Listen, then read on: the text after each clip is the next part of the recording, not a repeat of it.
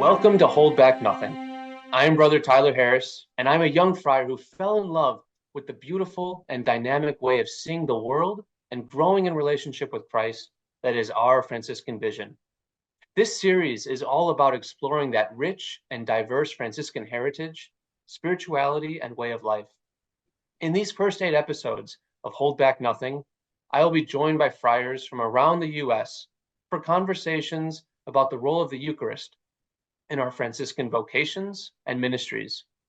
And today, I'm joined by my Franciscan brother, Jason Damon, who currently lives in Joliet, Illinois, and serves as parochial vicar at St. John the Baptist Parish, a lively, multicultural parish in Joliet served by the Franciscans for over 150 years. Brother Jason, hello, welcome. Hey, Tyler, thanks so much for having me. Really looking forward to our conversation here today. This isn't the first time we've had these types of conversations before on our Franciscan life, and it's always a fun time we get together. And I always do these conversations thinking, wow, this Franciscan tradition really is it's cool, and it keeps getting better. Absolutely. So I am excited to see how this conversation unfolds, and especially exciting today as we launch this new series, Hold Back Nothing. The topic of the Eucharist and its importance to St. Francis, especially how the Eucharist was such an important way by which Francis saw everything, really. It's an important topic. It's very near and dear to both of us, and there's a lot for us to unpack and reflect on together. But before we jump into that, maybe you could just share a little bit about how you found yourself joining the Franciscans and where your Franciscan journey has taken you so far. I'm originally from Buffalo, New York. So go Bills, got to get in a shout out as we're getting ready to the beginning of football season here. I'm originally from Buffalo. I met the Friars at St. Bonaventure University. That's where I went for my undergrad. Really had no intention of being in religious life, certainly not being a priest. But I met the Friars there, and I was really inspired by the Franciscan charism, the Franciscan tradition, the Franciscan history, and found myself really attracted really early on to that Franciscan way of life. And so, even though I tried to resist it, especially at first, it kept on pulling me in, and I joined the Friars right after graduation in 2016. And so, as a friar, I've been, all over the country, both as part of formation and then, different assignments, summer and year-long assignments, within that time frame. So, I've lived in California, I've lived in Washington, D.C., I've lived in Chicago, and then I've done a number of different assignments, varying from, a parish in North Carolina to a soup kitchen in Philadelphia, Pennsylvania, to campus ministry at a college in Siena. And I even spent a year back in my hometown of Buffalo. I spent my diaconate year there, and I also helped out at a college there in campus ministry as well. So I've had a really rich experience so far within within my Franciscan life, my Franciscan vocation. I've had the opportunity to, be involved with so many good people and a lot of different and very rich ministries. So right now, I literally just moved into Joliet earlier this month, just a couple weeks ago. So my office is still in the process of being unpacked. So let's be glad that the camera's narrowed here, because the rest of my office is just a total mess right now. I'm still putting it all together, but yeah, thrilled. Like you said at the beginning, we've had a number of conversations about the richness of our Franciscan tradition. Always enjoy sitting down and talking with you about them. And so, yeah, I'm thrilled to be here and talk about such a central part of our faith and such a core part of Franciscan spirituality, and how Francis saw the Eucharist and how that affects us as friars as well. Well, I'm very grateful that we have time today to have this conversation, and thanks for having this conversation amidst a move. This is a perfect example of Franciscan itinerancy, moving Yes. from Buffalo to a new church in Joliet. As you know, we're coming off the Eucharistic Congress, and we are amidst this ongoing Eucharistic revival here in the United States as a Catholic Church. So let's jump right in. Very simply, what does the Eucharist mean to you as a Franciscan? Yeah, I think to me, you can't understand Franciscan spirituality without understanding Francis's understanding of the Eucharist, without looking at that. Like that is such a core aspect, a core tenet of his spirituality. I think it's something that we don't necessarily focus on as much as we could, as friars. But it's obvious for Francis that it was really foundational for him. Pretty much a lot of these writings that we have, and I'm no Franciscan scholar, just to be clear about that, but all these letters that we have, whether it's a letter to the entire order, a letter to the custodians, a letter to the brothers and sisters of penance, a letter to the rulers of the people, the admonitions, the testament, they all have foundationally, oftentimes right at the beginning of that letter, Francis talking and expounding upon the Eucharist and talking about how important it is and talking about how important it is to receive the body and blood of the Lord Jesus Christ. And so it's really just, it's such a foundational thing for him. And so I think, as a Franciscan, as I've grown in my vocation, as I've grown as a disciple, just in general, to really take that seriously and to look at that and pray with that and study that more and more. I think for me, the real key takeaway, and this was broken open by a novice director that I had, Mike Blastic, who just died in December, may he rest in peace. But he had this, he broke this open for me. He had such reverence for the Franciscan text. He's a giant within the Franciscan intellectual tradition. And he broke that open for me. He talked about how the Eucharist for St. Francis was a continuation of the Incarnation. And Francis was so fascinated with the Incarnation. He was so humbled by the Incarnation, this fact that Christ could become flesh. And not only just as a one-off thing, but continually through the sacrament. Right. And so that was so central for him. So I think for me as a Franciscan to really take that seriously and to look at that and to grow in that awe myself. Right. And then not only to do that, but to mimic it. That the name of this series, Pull Back Nothing, is just, I mean, that comes from one of Francis's perhaps the most certainly in typical Franciscan or Francis fashion, right? He has this letter to the entire order, and he's exhorting the brothers to take seriously and then he breaks out into the song of praise. This great kind of poetic, a wonderful expression of Francis. It's a very formal document, absolutely. and then we have a song or a prayer or a poem that he goes into. Yeah, exactly.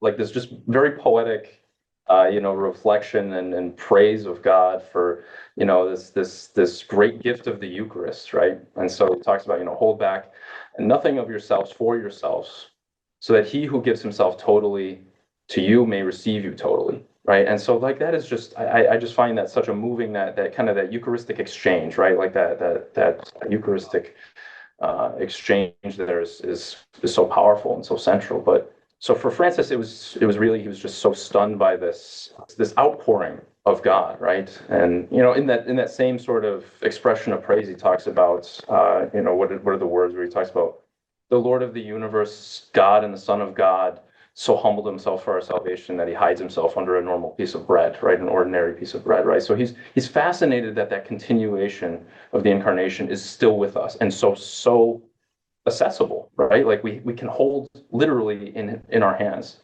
this incarnated presence of God.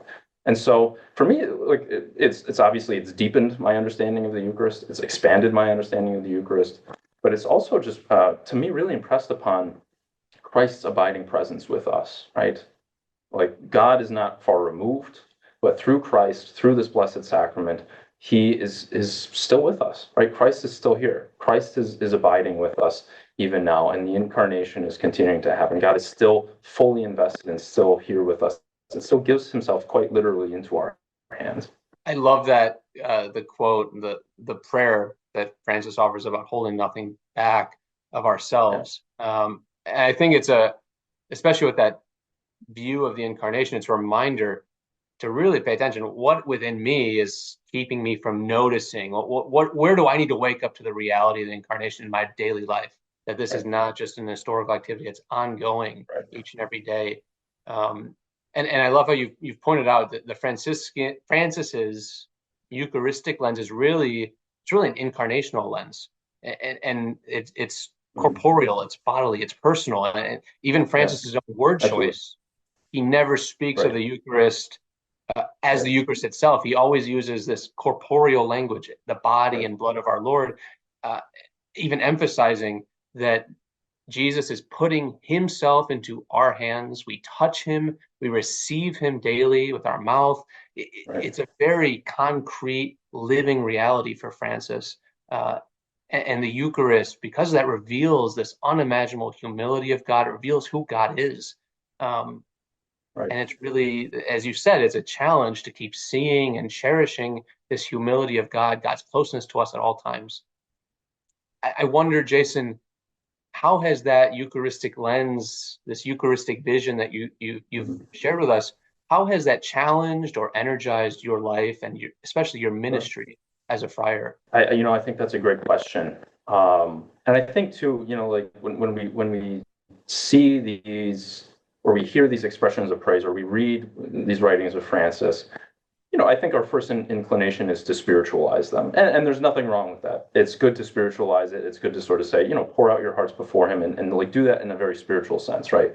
Like in my prayer life or, in my, my engagement with the sacramental life of the church, do I really pour my heart out before? Like that is great. That is, I don't want to sound like I'm bagging on that at all. But I think for Francis, there was a very concrete reality, right? Like this Eucharistic movement, right, of Christ pouring himself out, right, and putting himself into our hands. This kenosis, right, like this pouring out. I don't know if this is a word. I'm no Franciscan scholar and I'm no Greek linguist, but this, I guess, kenotic or kenotic, or I don't know what the It phrase makes would sense be, to but me. That works. there we go. All right, yes, as long as we're agreed. So like this kenotic movement, right, of pouring yourself out.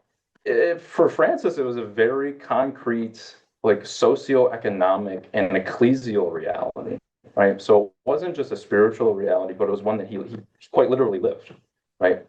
And so, like if you've ever seen pictures of Assisi, it's this city up on a hill, and he decides to quite literally go down into, the outskirts and live with the poor and the marginalized. I think, as a challenge for me as a Franciscan, right? Like what does that mean? Is like both, obviously, again, spiritually, do I do that? Do I pour myself out? Like am I self-emptying? But ministerially, right? And sort of socially, right? Like do I have these, like do I have that solidarity with the poor and the marginalized? I think one of the key things too is you look at the Greccio experience, right? Francis, has this Christmas creche set up in Greccio, and obviously, I think that there's a lot there to be said about his love and fascination and awe of the the Incarnation. But there's also an emphasis there on poverty, right? Like on the poverty of Christ, right? Like Christ came into a very poor condition, and look how poor it was. Here, I've set it up for us to experience it, right? And so for Francis, like there's this Eucharistic movement, right? Means how do I live as one with the poor and the marginalized, just like Christ did?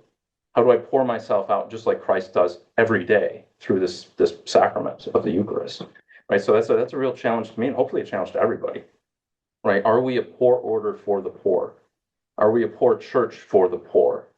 Am I a poor friar for the poor? And those are hard and maybe uncomfortable questions sometimes, but I think they're super critical. And I love how you just brought in being a poor friar for the poor. We take a vow that is Yeah. typically, people hear it and translate as poverty. We take a vow of poverty, but the actual word is sine proprio, nothing of our own. Right. And I think in my own life as a friar, the Eucharist has become a unique reminder that like this is Christ's own sine proprio, his own living with Right. nothing of his own, even to the very end, out of love for us, Right. nothing of his own, even his own life. And so it's a tangible reminder every time for me going to church, going to mass, Absolutely. when I receive the Eucharist, am I now going to go out the door and live my vow of sine proprio, of nothing of Right. my own, following the footprints of Christ a little more seriously, a little more intentionally? Right. Because as you said, the Eucharist is a call to action. We have to participate in that ongoing incarnation. Absolutely. Right. Like it's I think maybe a key takeaway there is as in awe of the Eucharist as Francis was, as fascinated as he was, as in love with the Eucharist as it wasn't just something to be revered or reverenced, but it was a call to action, right? Like there was an actionable component to it, every day, and that should challenge us and help us to grow in our lives of discipleship. Absolutely. And I love probably one of my favorite quotes of Francis is when he writes in his letter to the faithful, we give birth to Christ through our holy activities and our example before others. We have, again, it's this theme of the ongoing incarnation. We have a call to participate in that incarnation by becoming Christ for others. And so the Eucharist is food for that, leading us more and more in that process. Francis has this really mesmerizing and beautiful way of seeing the world and all of life. And you alluded to this earlier. We can get our heads stuck up in the clouds. It's easy to get caught up in the grandeur and the beauty and the spiritual loftiness. We spiritualize his words. But he was also very grounded and down to earth. So if we get very practical for a minute, what has helped you personally to cultivate this Eucharistic vision in your own life of faith? I think for me, so I was just ordained a couple of months ago. And so, it's really humbling as a priest to be a minister of the altar. But something that I'm trying to do too is just, days that I'm not celebrating Mass, I still go to Mass. Like I'm sitting there, like with the people. I think that's really important, because I am, I might be a priest, I'm a friar, but I need that grace like everybody else, right? Like I need to sort of sit there and, like join in on the Mass responses and stand and sit and kneel with the rest of the congregation. And I think, like, it was kind of a fun story, but there was a little boy just recently, earlier this week, who was kind of concerned. He said, "Oh, why is Father Jason like, is he okay?" I said, "Oh, yeah, I'm fine. Thank you for your concern. That's beautiful. That's very touching. But yeah, absolutely. But I'm a sinner too. Like I need this grace. I need to be part of the community here too. So I think that's I guess unique to my ministerial role within the church, right? But I think to realize, to just pause, right? Like because life can be so busy. Spend some time in front of the tabernacle and sort of just think about, like this again, this action, this kenosis that Christ continues to do, this continued, ongoing, real, substantiated presence that Christ has with us and wants to share with us, right? And and then again, I think there's very much that actionable piece, right? Do I live that out, right? Like, so at the examen at the end of the night, like I kind of go through these areas of like, okay, how was I, what were areas where I wasn't as Christ-like as I could have been or should have been, right? And so like, and then I also think about the ministerial interactions that I've had, right? So like the relationships in our lives. Again, Francis, it was very concrete. Did I, like if there was somebody that was homeless, like how did I treat them? Like if there was somebody that was sort of on the margins, like how did I respond internally and externally, right? Like how did I treat them, and what was sort of like, to be real and honest with myself about my own internal reactions. So I think those are ways in which we can sort of live that Eucharistic call to action every day. Personally, I found you mentioned the examen. That has been a very important resource, tool, if I can use the word, in my own life, of really examining where have I seen the face of Christ throughout my day. Again, this ongoing incarnation. Where were there opportunities for me to respond, and where did I fall short? But then also to really be intentional at trying to notice the goodness and the giftedness in other people that I encounter throughout my day. If I can go through that routine of processing my day, noticing where Christ was present very intentionally, I think it has helped cultivate a little bit more of this Eucharistic vision, seeing Christ's closeness, Christ's humility in my life a little more clearly. It's very difficult. I mean, Francis gives us a tall order and a very difficult challenge. But that daily commitment to reflecting and processing what happened today and where was God throughout it all, I think helps a little bit, at least for me personally. No, absolutely. No, I totally agree. And that relational lens, and we sort of were talking about that earlier, like that relational lens too, is just like, what are the dynamics of the relationships, like the relational interactions that I had, right? And sort of, where was I in that? And as a minister within the church, sometimes that could be tricky, right? Like people have, maybe a lot of respect for the office that I'm in. And, that was something that Francis had too, right? Like he talks about the importance of respecting priests, and it was because of the office. It's not because of me. It's not because of me as a person, right? And to be very careful and, like very intentional about separating those two out, right? Like, like, who I am and who I've become through the grace of God, right? Like making sure that that sort of, like, doesn't get into my head or anything like that. And, trying to remain sort of like, like this humble foot washer that Christ was, right?